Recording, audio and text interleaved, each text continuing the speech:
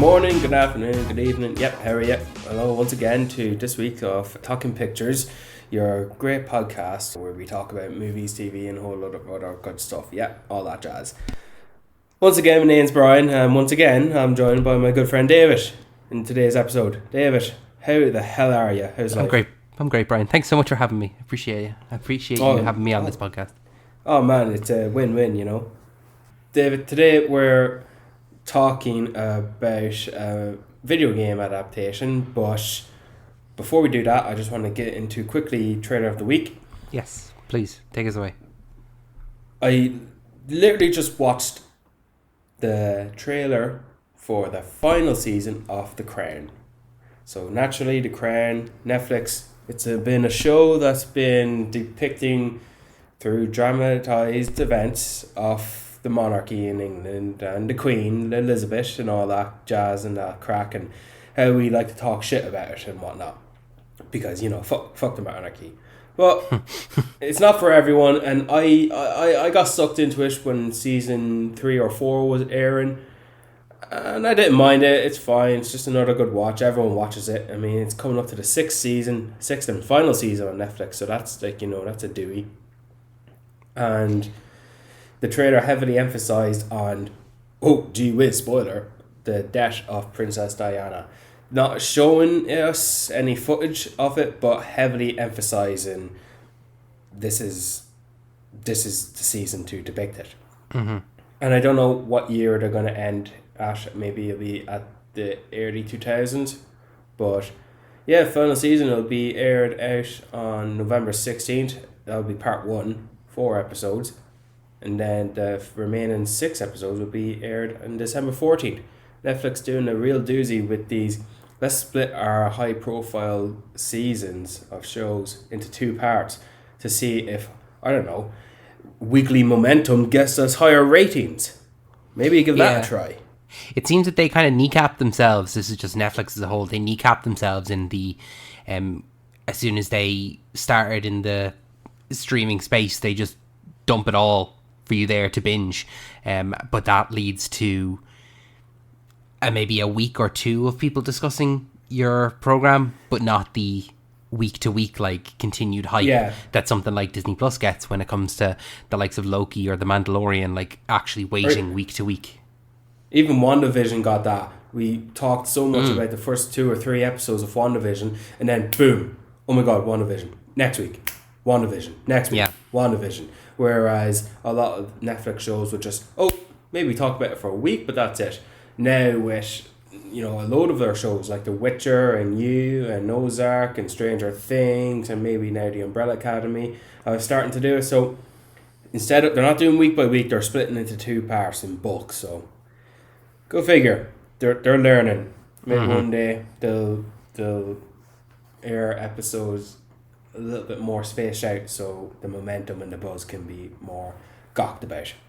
So yeah, The Crown, final season, another show that's ending, another show I don't have to watch anymore.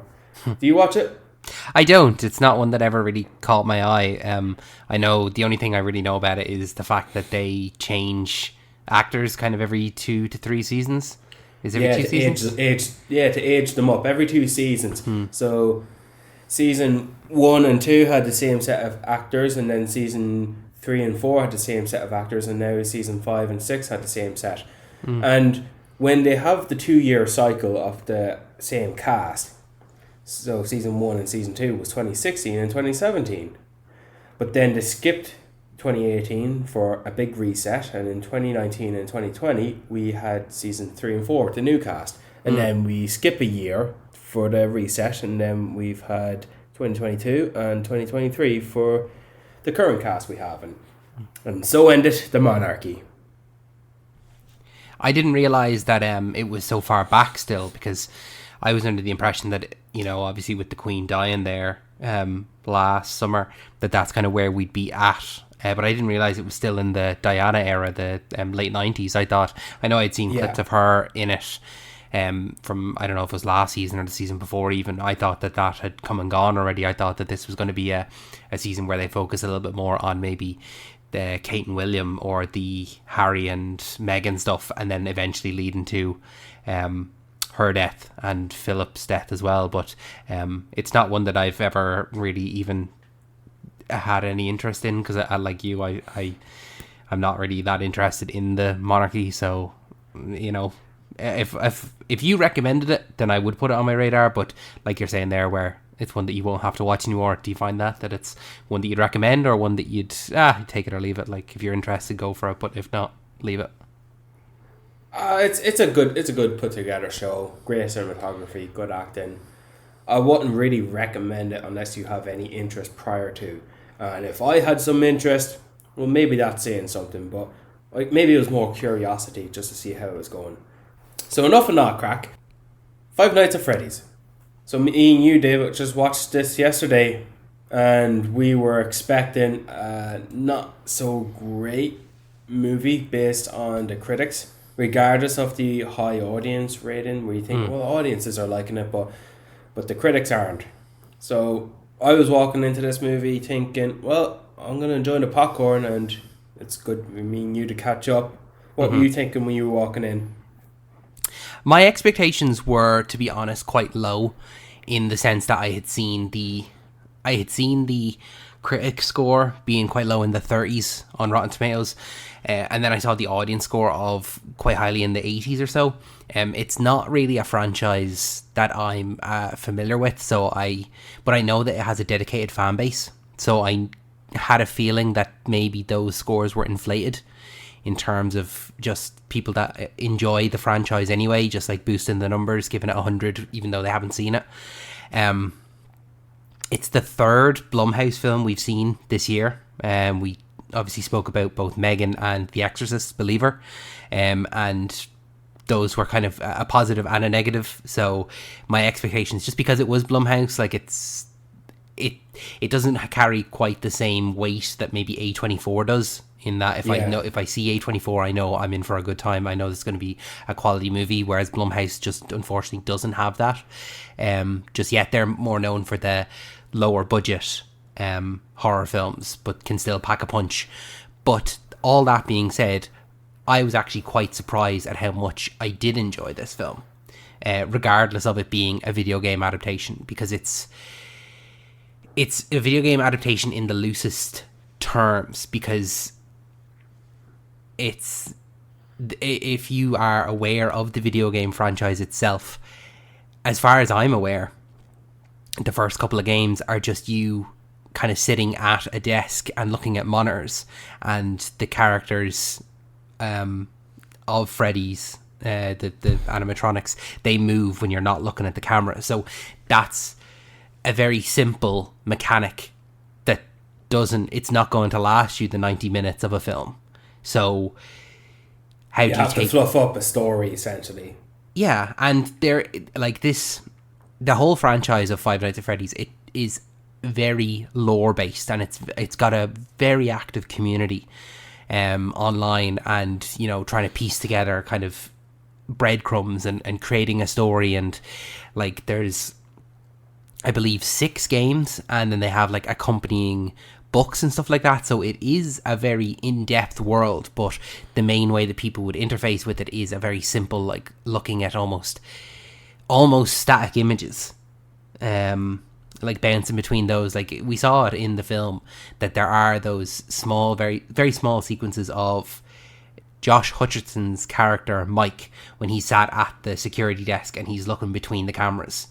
That's essentially what the video game is, just that repeated. So I suppose the way to look at this, more so than it being a video game movie, would be to look at it as a horror movie with ties to a video game franchise, if that makes sense. Like, I judge it more on its ability to be a horror movie than I would it to be a video game movie.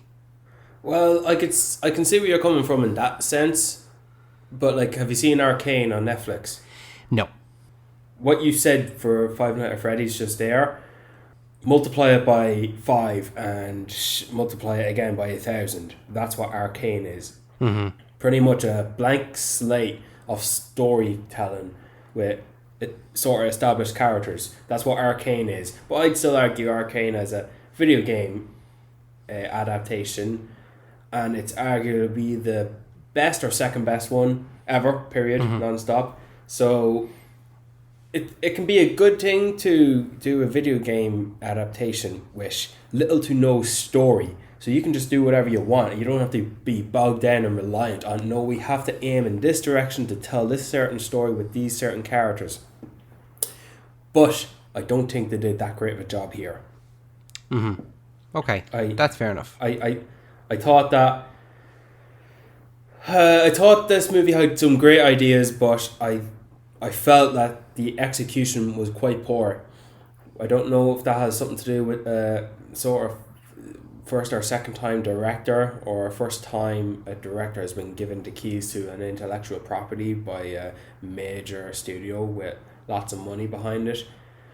Because this movie is, in a quick sense, is just a generic horror movie with these tropes, with some good ideas. And in my opinion, the good ideas were enough to get that high audience rating boost and score, you know? I liked what it was going for. I liked what it was trying to do.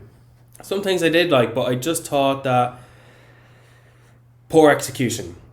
I did my homework, Dave. I can get into it a little.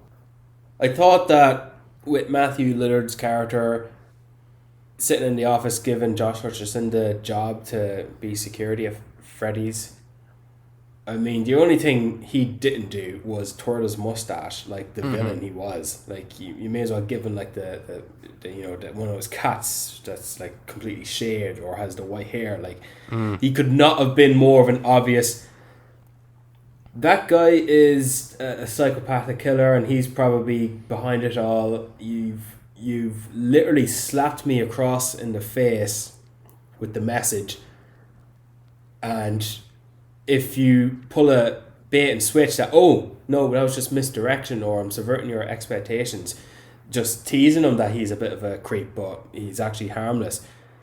Like, if that was the case, I would have been like, well, I guess you were trying for something, but they didn't. They went for it. Turns out Matthew Lillard was the creep psychopathic killer and killed the children and put the children in the mechanics, in the machines, the animatronics.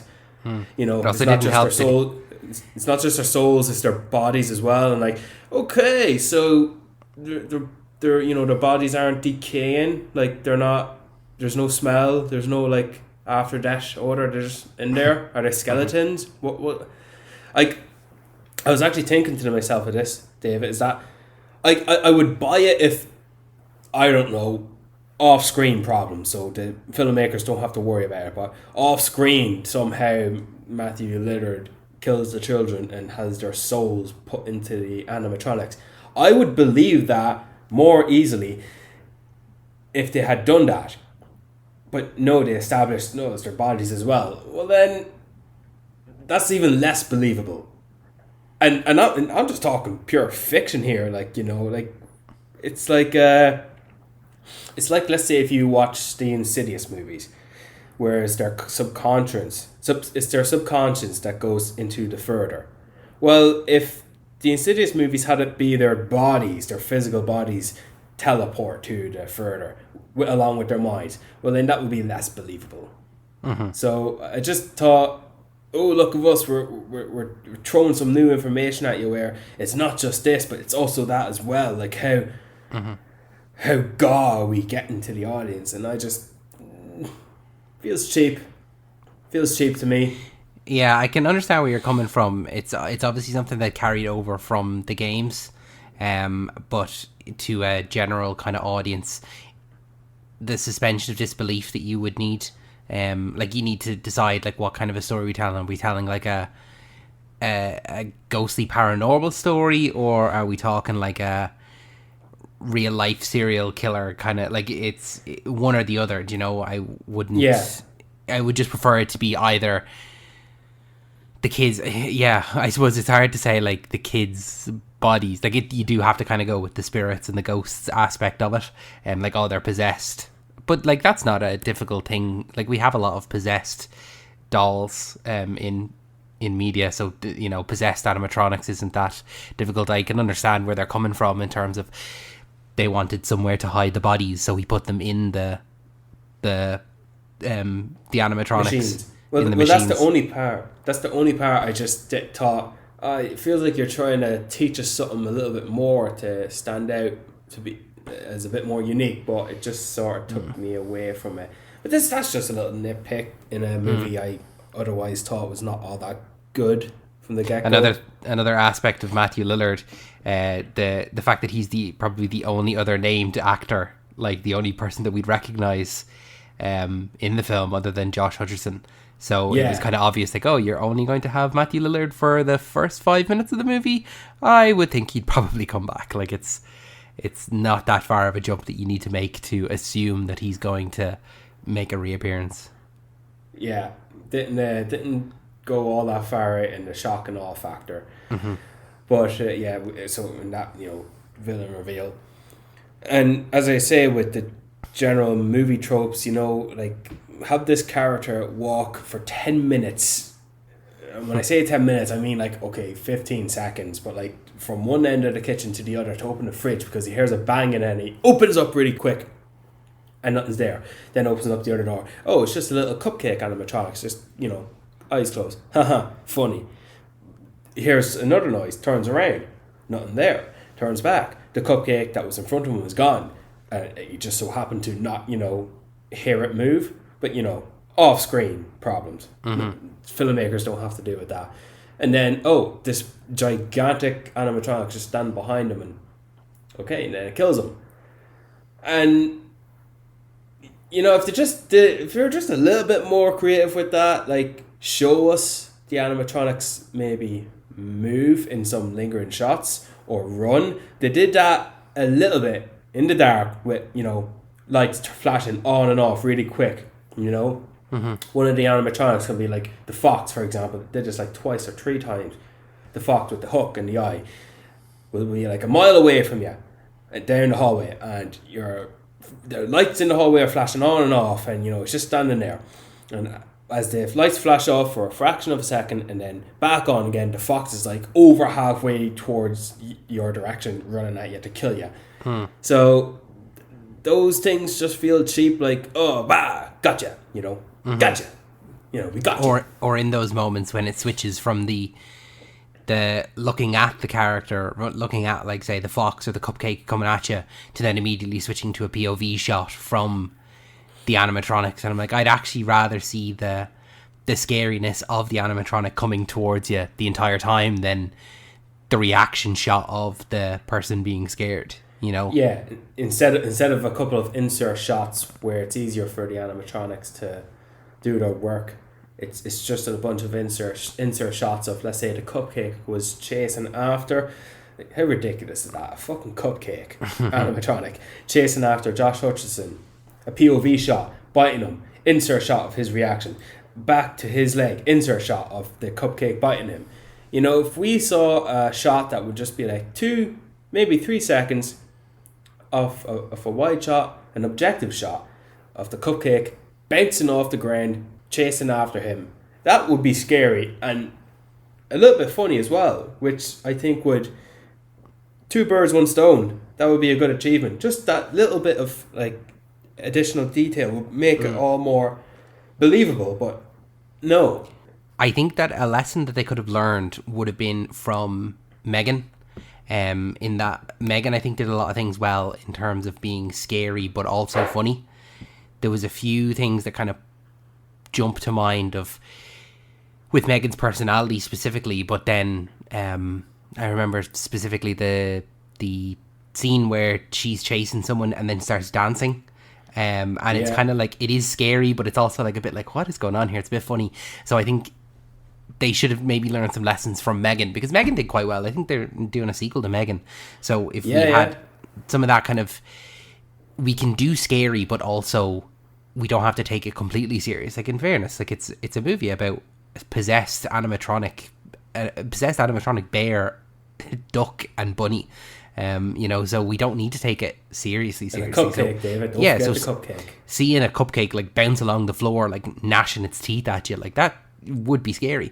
Now, one thing that I will say about this movie, and I will give it praise for it is that it was in some aspects scary, because I don't know if you noticed this, but in the screening we went to, 2 kids had to leave because they were too scared. I saw their parents had brought them to see this film, didn't realise that it was actually a scary movie, and they left and never came back.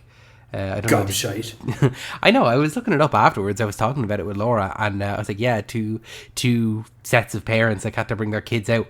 And she was like, "Is it a 12s movie?" And I went, "I think so." I checked it out. It was like 15A. Like, it's a 15s movie. Like, it's not. And these kids were like no more than 10. Like, they were young enough to be like practically like led by the hand out. You know, it wasn't like they were 13, 14, being scared. They were young enough kids. So this isn't really a movie for your kids, even though Five Nights at Freddy's, it is a franchise that has kind of taken a grasp on young people, especially that young demographic, because a lot of it is like watching YouTubers play it and react to it, and theory videos and lore videos and stuff like that. So I will give it that in some aspects of it, it is scary. They do some of the jump scares quite well. Specifically when he opens the locker and the little doll is there. But those are, like you said, the little like 2-inch thing.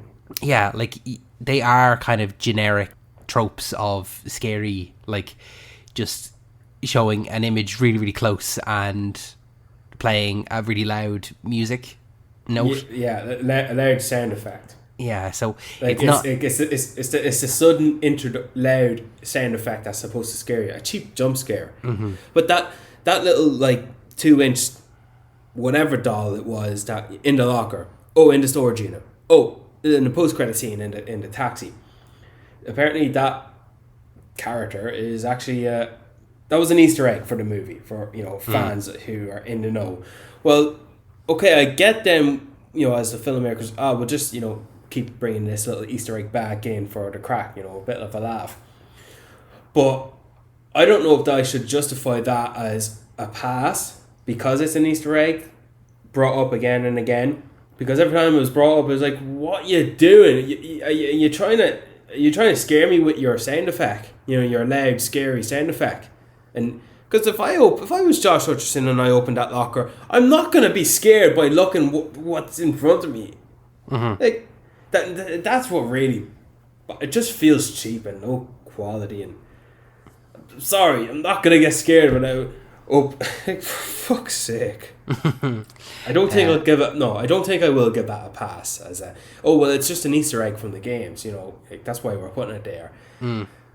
I feel like I'm doing a whole lot of negative talk about it. So, what did I like about it? You can back me up here, David. Why don't we jump into some flashbacks first, and then we'll talk about the positive after the flashbacks. Good. Let's separate them two. Laura, are you there? Play the music.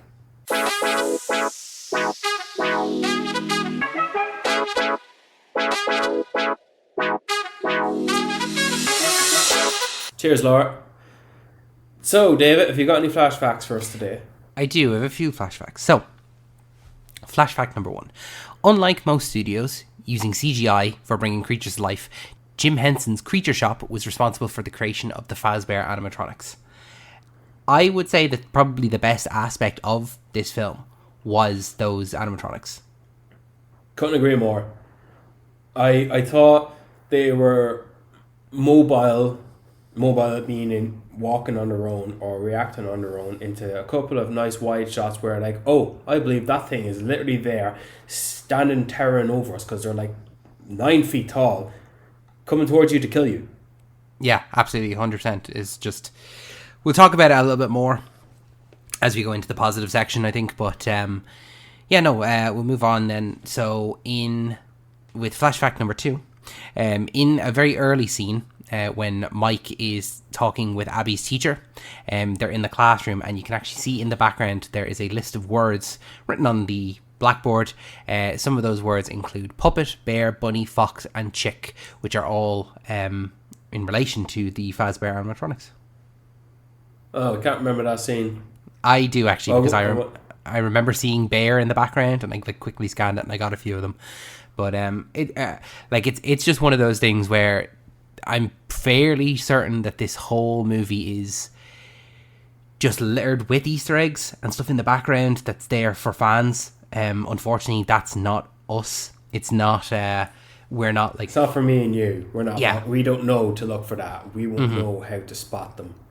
I'm sure there is stuff like that are like Easter eggs, but they just also are good set dressing, and they're just like believable to the world. Like stuff in the pizzeria. Like I remember seeing that there was like posters of like, Freddy's Roman holiday, and Bunny goes on a cruise and stuff like that, and like just stuff like to that level. And I was like, okay, that makes sense. It's probably like their own little cinematic universe that they've created within the movie. You know, this franchise that they've created. So it all looked normal to me to be there, but I'm sure to an actual fan, someone that is deep within this stuff, they're like, oh my god, I can't believe they have that in. Whereas to us, it's just normal, like, set dressing. It's nothing to be noteworthy, you know? The final flash fact then is that even before the film was released, producer Jason Blum said that it had already made back its budget from selling the streaming and theatrical distribution rights.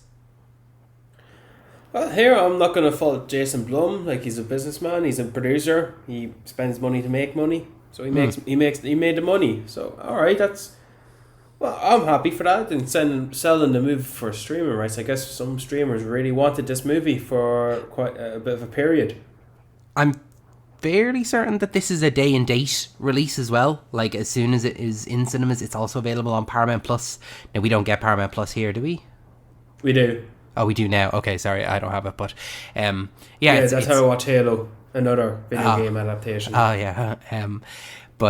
So it's available to watch on there if you have it. The budget for Five Nights at Freddy's was 20 million. It, as you know, Jason Blum had said there, it had already made that back before it was even released, and then, despite the negative reviews it's been getting so far this weekend, so its first weekend, it made 130 million worldwide. So it's made its budget back and then some. Like 130 million on a $20 million budget is quite good, and in the first weekend. So I would not be surprised if we are going to be seeing, Five Nights at Freddy's 2 and Five Nights at Freddy's 3. Like, it's almost a foregone conclusion that we will be seeing more of these. Where have I heard that before? Oh, yeah.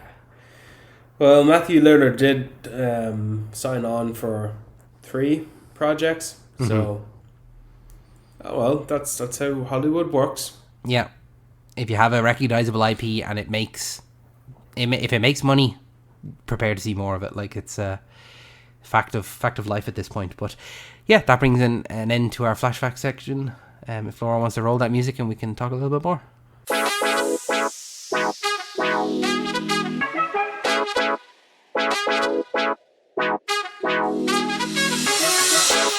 Cheers, Laura.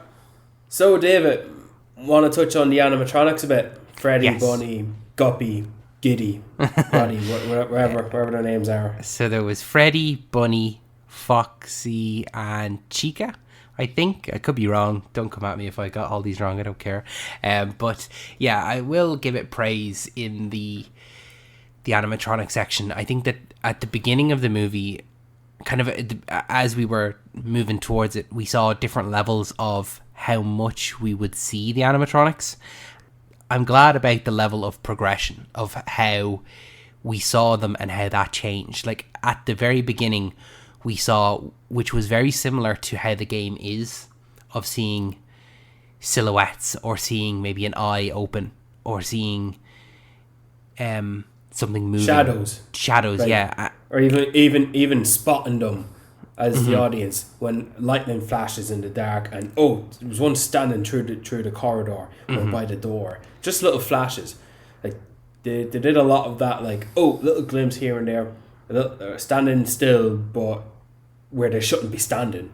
And maybe walking in the background, obscured from left to right, you know. But I'm glad that the movie didn't take us, the audience, for being idiots. That's the initial, like, there's something going on here. But once, like, we all know that they're alive, and there's no point in the movie or us being like, are they not? As soon as that kind of, you get that first little sequence of the the initial, like we're saying there, the flashes of light and, oh, are they alive or not? And then we get a second sequence where someone is attacked by the cupcake and the big chica, the duck one. But then as soon as that happens, after that, there's no illusion, that there's no like hiding the fact that they are alive. They're just up and walking and moving around. And I have to give it praise that they spent the money on these animatronics and then they showed us the animatronics. I felt like there was no point where I was wishing I had seen more of it. In the initial parts, yeah, but then they rewarded you by saying, like, we invested this money into these big animatronics. You're going to see them because they look so good. And I'll give it praise there. Like, the animatronics were great. Yeah, because once the bandits or the gobshites break into the pizzeria to smash everything up, that's when they started killing people, So that's the sequence for where, bloodfest, gore, people deaths, all that crack. Done in a way where it's cheap or off screen or silhouetted, because like the cupcake tune on your man, that's just, a lot of that was on the camera. The bunny bashing the guy in the storage unit, that was like completely off screen. And the fox charging at your man, off screen. Even a POV. And you won getting bit in half by Freddy. That was like enough for it to be really nothing. And when it was enough to be a lot of motion or movement, we see her get bit in half by looking at her shadow reflected, silhouetted, which was effective and good and cheap. And yeah, fair enough for 15s. It's not 16s, not completely rated R. So I didn't mind that. I like that. I thought that was effective. But then you're right. Because after that, we're on night 3, Josh Hutcherson brings his sister, and she, little innocent girl goes, sees all these, come on out, play with me. And all the animatronics, like the 4 towering monstrosities, are like walking around. They're there, and we are seeing them along with Josh Hutcherson for his first time, and he's like, okay, who's pulling this prank, but like they're all alive and like they're walking about. So when I saw that scene, I thought to myself, oh right, so we're doing this approach. They're not gonna like make him think he's going crazy by, these things are moving, but they're not moving in front of other people when he tries to show them. It's like that. It's like in the Looney Tunes, where your man sees the singing frog, and when he tries to show other people, the frog doesn't sing. Yeah, I thought it was going to be like that for this movie, but no, moving about, no bother. Friends with this girl. Turns out the cop the blonde haired cop who shows up and shows way too much interest for someone to be fine about it. She's in the know of it. And I thought she had a huge obsession with them, and maybe she's a psychopathic herself, but no, she's just a daughter of a psychopath.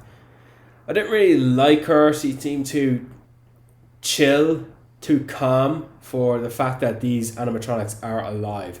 Because when I think it was on the 4th night, he brings his sister back again, and because he wants his sister to ask him questions about his dead, missing brother. She offers to, let's build a fort. And Josh Hutcherson's thinking, no, these things are dangerous. Ask him a question and then, probably leave or something like that. Well, no, the cop is like, I think a fort sounds like a great idea. And I'm thinking, bitch is crazy. Bitch is real crazy.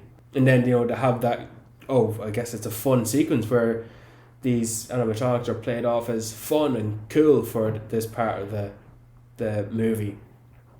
In which, by the way, I just want to add in that Josh Hutcherson, learning upon the fact that these things are alive and moving, to then wanting to ask questions and get information out of them because he sees some pictures his sister is drawing, pictures that she should not know how to draw because they're of his memories of when his brother was taken. I thought that progress was way too fast and hefty for the sake of the movie flowing. And I just thought, dude, you're accepting this reality way too easy. You should be having a real existential crisis right now, and you're just a little bit too chill. And I'm sorry, just because you have superpowers where you can force the dreams you have to do some investigation in your memories, which I'm sure it's not a real thing you and I can do, but still, it's another reason why I thought it was cheap. There's no like room to breathe. There's no like moment for him to exhale and think it through. You know, like I like the approach they were going. I like the fact that they weren't like making him think he was crazy throughout. You know, like I said, with the idea of the frog singing and no one else knowing. I like the fact that they were doing that approach, but I just thought still, this guy, he was like no different than me and you. Sees these animatronics moving and alive. He's just accepting that as a fact way too easily for my own ability to believe it. So maybe it's hindered by the fact that it is called Five Nights at Freddy's, because it does seem very quick in terms of them finding out that they are alive, and then kind of the next night then using them to find more information, and then the next night is the final night. So it may be hindered by that. As well as that, like you're saying there, when he finds out, he does very quickly just accept, oh, these things are alive and can move around and not talk, but, you know, she can communicate with them. And then finding out that the cop also knew that, I would be sitting down with the cop and being like, you're telling me everything, like, because you knew this the first time I met you, like, on night 2, and she withheld all this information. It's like, okay, you need to tell me everything, like, don't withhold anything from me, because it just felt like she was giving him breadcrumbs the entire time, whereas she could have said it the whole time. Like, because she knew, she had figured out that it was her dad, you know, Matthew Lillard, who had killed his brother. Like, she had figured that out, but kept it from him still. So, yeah, that kind of motivation of keeping everything to herself, just, I didn't see the point of it. You know, he had his detective hat on when he was, you know, going to sleep, but not when he was awake. Yeah. I just, if he knew that, and he should have known beforehand, because this just random cop just shows up from the get-go, you know, put your alert on. He should have been more investigative in that sense. What are you not telling me? Tell me everything I don't know. Things like that. Yeah. And I think even, like, she obviously wouldn't have known what the kids were up to, but as soon as she realised, like, oh, it was my dad that kidnapped and killed your brother, then I would tell him that he needs to get out of there, because that's whatever if it's someone else who has absolutely no connection to the place. But as soon as she realised that, if she was in any way a good person, and presumably, you know, she wants to do good, she's a cop, she's looking out for people, she's looking out for him and Abby when they're there, but not fully, like, she's keeping stuff to herself. So she's building a fucking fort with them, and as if it's normal. Like, yeah. What was her goal there? It would have made more sense if one of the dead souls was like her brother. Yeah, if she had some kind of connection to them as well. If maybe so. I think that there is some aspect of that maybe later on in the, like, there's obviously so much, like we're saying there, lore that we don't know. I was watching a video on it just in preparation for this, and I'm sure that there is some kind of connection there with, I think, so Matthew Lillard's character is called William Afton. I'm pretty sure one of his kids maybe is in one of the animatronics, but not one of those 4 animatronics. Like, there's other ones as well. So there is some kind of connection, but that probably won't be explored until maybe a later one. But that's not an excuse. That, you know, you can't rely on something to come maybe 2 or 3 years down the line to help explain this one. It's not an excuse to rely on something that you're going to explore later to explain your character's motivations in this movie. Like, the movie should stand up on its own. Yeah, you know. I really think maybe the ghost kid who was Freddy should have been maybe the brother of the cop. He got kidnapped, or maybe keep the fact that it's the father. Maybe the father killed him, or had him, body in the animatronic, therefore the soul in the animatronic. Maybe if they kept that bit, okay, well then she feels more obligated because it's her brother's soul. Or even have Mike's brother, the one that was kidnapped, have him be one of the kids in there. Yeah, because I didn't think about that, or I did maybe once. But then I thought more that the blonde-haired kid who was Freddy was the brother of the cop. But two ideas that weren't really part of the ideas I thought were great because it wasn't really true. It wasn't true at all. So I just it didn't work for me. I think it was very good when I gave this movie 2 stars out of 5, but I can still see why people like it. Yeah. One thing, I like trying to find what I did like about it. In terms of, okay, these animatronics, they don't talk, but the fox can hum. Is that just part of the mechanisms and how it's created? Because the fox humming that little like pirate shanty tune before he goes to kill you, that was good. But I thought they were going to talk. I thought the animatronics were going to speak, but they didn't. And, like Annabelle, we don't see Annabelle move. We see after when she was moved in another place, in a new location.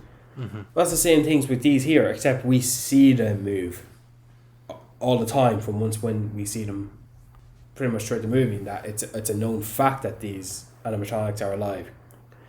So to tie into that, we saw one of the ghost kids in the shadows behind the curtains.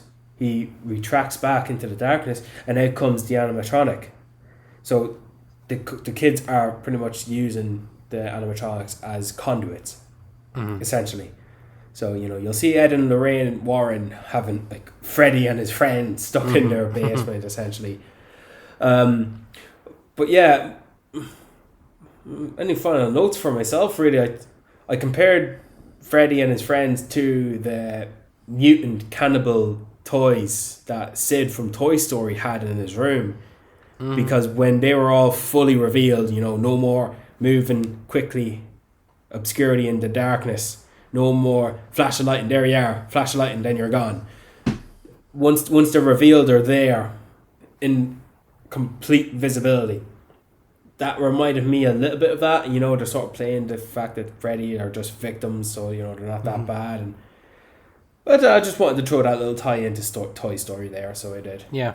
Any final thoughts? I think I was pleasantly surprised. I think that there are some things that would have obviously been better if it had been just handled a little bit differently. If they had just not made it as generic, like we've been saying there. But that being said, I was pleasantly surprised by it. I wasn't expecting to enjoy it as much as I did. I liked the aspects of Josh Hutcherson character, like going back in his own dreams, and that kind of that was explained well in terms of his motivations, feasibility. Yeah, exactly, the feasibility of it, and then he's obviously affected by the spirits of the children. And then when they were like, "Oh, you can have this," I was a bit confused. I was like, "Okay, are we introducing time travel now?" But what they were offering made sense then in relation to that. It's like, "Oh, you can come back here every night and you can have this dream however you want it. You can control the dream." And I was like, "Okay, that's feasible." The feasibility of that aspect of it was good. And then I liked Josh Hutcherson character as well. We didn't really talk much about him, but I just liked him. I thought he was a cool dude, and I can understand his motivations and him just wanting to make up for the one mistake that he made, and that kind of blinds him to his future. And he realized then he's obviously trading one sibling for another, and he shouldn't do that. So I'm glad that he also had that little moment of weakness where they offer to him and he does say yes, and then he kind of realizes and he goes, "No, actually, no, I shouldn't have said that."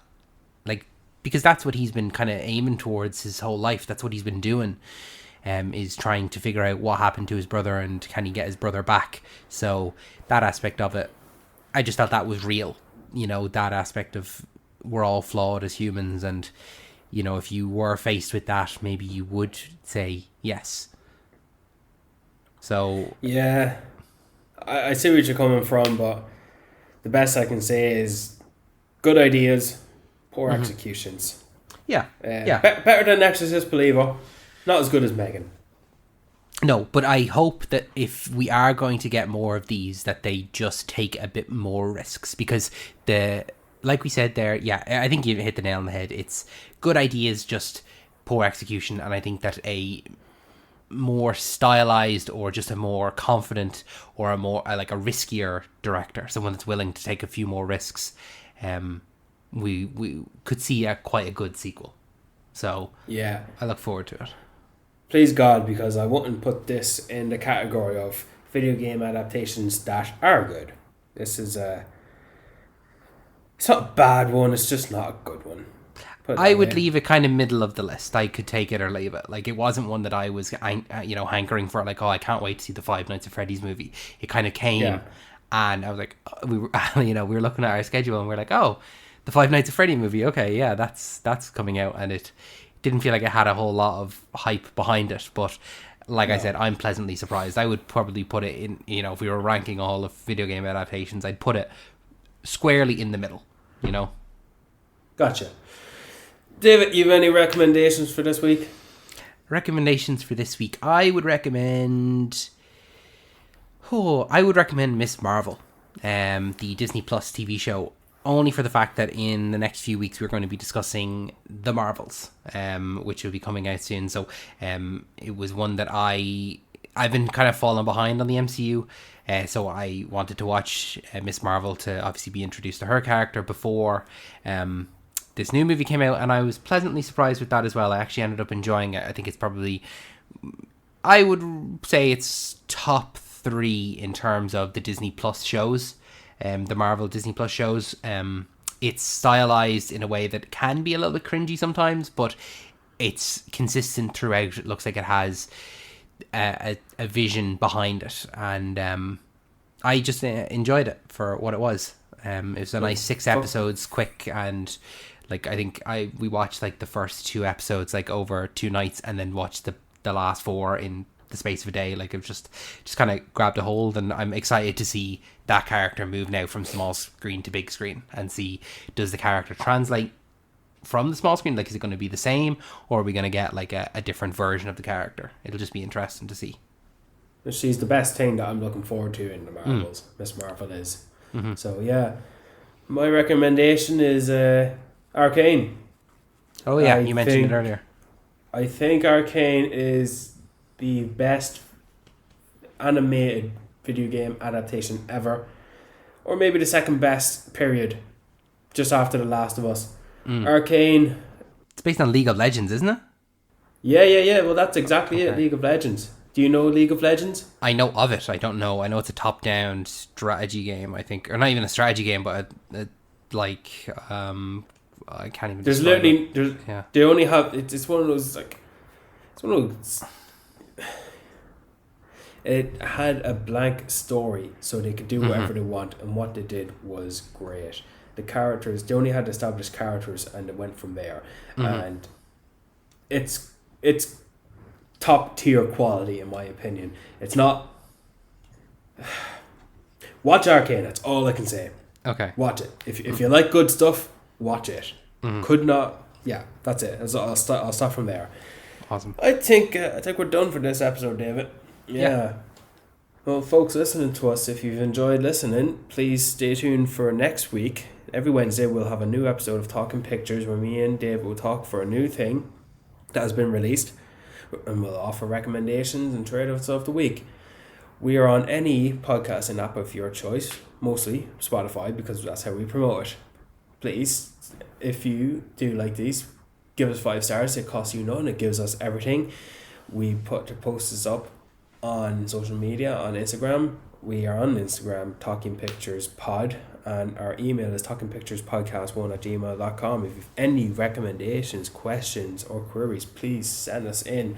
We love hearing from our listeners. Yeah, that's it. Any final thoughts? No, you got it. Night, Thanks. Night, David.